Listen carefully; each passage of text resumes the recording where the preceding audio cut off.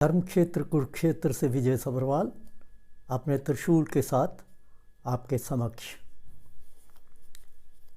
आज 5 विधानसभा की जो इलेक्शंस चल रही थी उसमें राजस्थान और तेलंगाना की भी आज इलेक्शन कंप्लीट होने के बाद 5 राज्यों की विधानसभाओं की जो इलेक्शन थी वो ख़त्म हो जाएगी।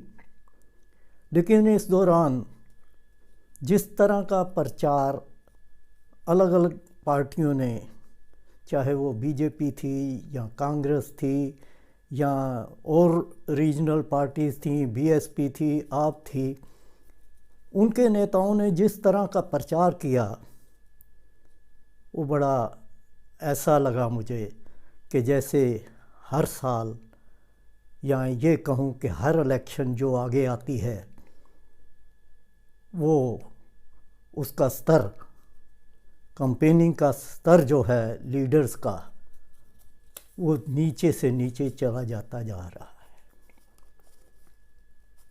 1957 से इलेक्शन जो होनी शुरू हुई उनकी यादें आज तक मेरे को याद हैं। 57, उसके बाद फिर 5 साल, फिर 5 साल, जैसे इलेक्शन होती चली गई। इलेक्शन एक त्यौहार के रूप में मनाया जाता था। लोग अच्छे अच्छे कपड़े पहन कर जाते थे, खुशी मनाते थे और इलेक्शन के बाद एक दूसरे से गले भी मिलते थे। लेकिन अब इलेक्शन इतनी टेंस होती जा रही है कि पॉलिटिशियन कैंपेनिंग करते हैं, वोट लेते हैं और उसके बाद वो तो अपने काम में लग जाते हैं अगले 5 सालों के लिए। कुछ उनमें से पैसा इकट्ठा करना शुरू कर देते हैं, कुछ थोड़ा बहुत काम भी करते हैं पब्लिक के लिए। लेकिन जिन लोगों ने वोट दिए होते हैं उनमें इस प्रकार की दुश्मनियां पैदा हो जाती हैं कि वो अगले 5 सालों तक एक दूसरे को दुश्मन ही समझते हैं।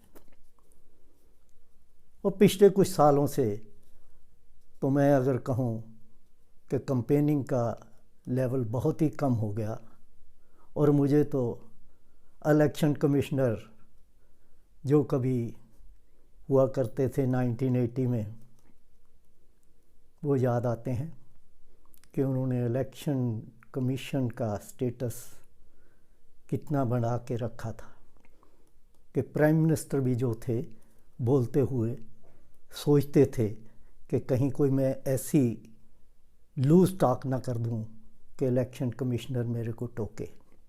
अब तो इलेक्शन कमिश्नर नाम की तो कोई चीज़ रही नहीं है। वो तो ऐसे लगता है कि 3 क्लर्क वहाँ बैठे हैं, उनको रूलिंग पार्टी की तो कोई कमी दिखती नहीं है। हाँ, जब कभी अपोजिशन के लीडर को नोटिस देते हैं तो लोगों को पता चल जाता है कि नहीं इलेक्शन कमीशन अभी है। तो ये कोई अच्छी बात मैं ये कहूँ किसी भी डेमोक्रेसी के लिए नहीं है।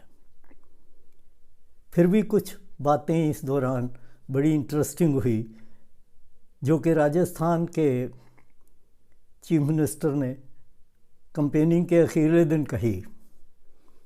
राजस्थान के लोगों को अपील करते हुए उन्होंने कहा कि भाई देखो राजस्थान के लोगों, राजस्थान में इस समय गुजरात के लोग गुजराती घूम रहे हैं, अपनी पार्टी की कैंपेनिंग कर रहे हैं। तो भाई जिस प्रकार गुजरात के लोगों ने इनको पक्के तौर पर राज करने के लिए अधिकार दे रखे हैं, मैं राजस्थानी हूँ, मैं राजस्थान का रहने वाला हूँ, तो उसी प्रकार आप राजस्थानी मुझे पक्के तौर पर जताएं। तो हर तरह की बातें जो होती हैं वो लिए जा रहे हैं पॉलिटिशियन के ताकि लोगों को अपनी तरफ अट्रैक्ट कर सकें। चलिए ये बातें तो अच्छी होती हैं, कोई बात नहीं। लेकिन जब कोई कम्युनिटी के नाम से, कास्ट के नाम से एक दूसरे को डिवाइड करता है, कुछ ऐसे शब्द बोल देते हैं कि जो अच्छे नहीं लगते, बल्कि अब की बार तो कुछ ऐसे लफ्ज़ बोले गए जिनका मीनिंग मैं समझता हूँ कि नॉर्दर्न इंडिया वालों को पता ही नहीं था। जब वो लफ्ज़ बोले गए, इलेक्शन कमीशन को कंप्लेंट हुई, उन्होंने उसके ऊपर नोटिस भी जारी किए, तो तब लोगों को पता लगा कि अच्छा कोई ऐसे लफ्ज़ भी हैं जो कि बुरे हैं। तो ये हमारे इलेक्शन के हालात होते जा रहे हैं।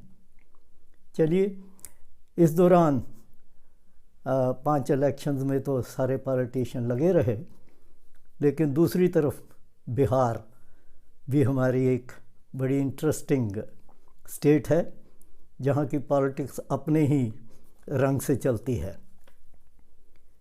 तो पिछले तकरीबन 1-1.5 महीने से वहाँ बीजेपी ने, जो कि इस समय वहाँ अपोजिशन में है, लालू प्रसाद यादव को काटने के लिए अपने union minister of state home, जो कि वहीं से एमएलए हैं नित्यानंद राय यादव, उनको ये ड्यूटी सौंपी कि भाई अब आप बिहार के दौरे करो, मीटिंग करो, आप यादव हो तो यादवों को अपनी तरफ खींचो।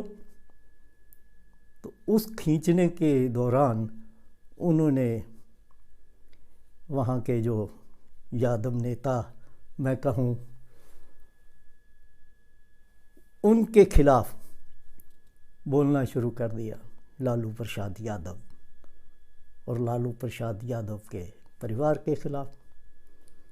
तो भाषण देते देते एक जगह उन्होंने ये कह दिया कि लालू प्रसाद यादव ने ये बहुत भारी गलती की और बिहार के लोगों के साथ अन्याय किया जब उन्होंने राबड़ी देवी को, जो कि उनकी पत्नी है, उनको चीफ मिनिस्टर बनाया उस समय जब उनके खिलाफ एक केस में उनको सेंटेंस हो गई। तो अब लालू प्रसाद यादव भी तो चुप रहने वाले बंदे नहीं हैं। उन्होंने उसी समय उसका जवाब दिया कि भाई नित्यानंद राय, क्या मैं राबड़ी देवी अपनी वाइफ को छोड़कर तेरे को या तेरी धर्मपत्नी को चीफ मिनिस्टर बना देता? बता। और फिर आगे बढ़ के उन्होंने यहाँ तक कह दिया कि राजा कंस, अभी कंस और लॉर्ड कृष्ण की तो कहानी आपको पता ही है कि कंस की जेल में भगवान श्री कृष्ण का जन्म हुआ था, और उससे पहले कंस ने जितने भी बच्चे उसकी बहन के वहाँ जेल में हुए थे उनको मरवा दिया था, क्योंकि कंस को ये बताया गया था कि आपकी बहन का बच्चा ही आपकी मौत का कारण बनेगा।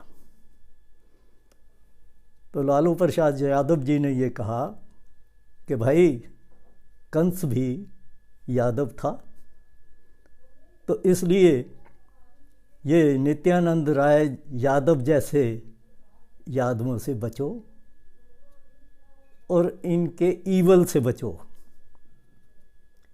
तो बड़े इंटरेस्टिंग बातें वहाँ बिहार में कई दफ़ा हो जाती हैं। आगे उन्होंने फिर यहाँ तक भी चैलेंज दे दिया कि भाई मैं अपने बेटा तेज प्रताप यादव को अगली बार नित्यानंद के खिलाफ इलेक्शन लड़वाऊंगा और चैलेंज करता हूँ कि नित्यानंद राय को बिहार की धरती पे ही हराएंगे। आज इतना ही। आप सबका धन्यवाद। अगर आपको ये प्रोग्राम अच्छा लगा हो तो इसमें कमेंट कर सकते हैं और इसको आगे भेज सकते हैं।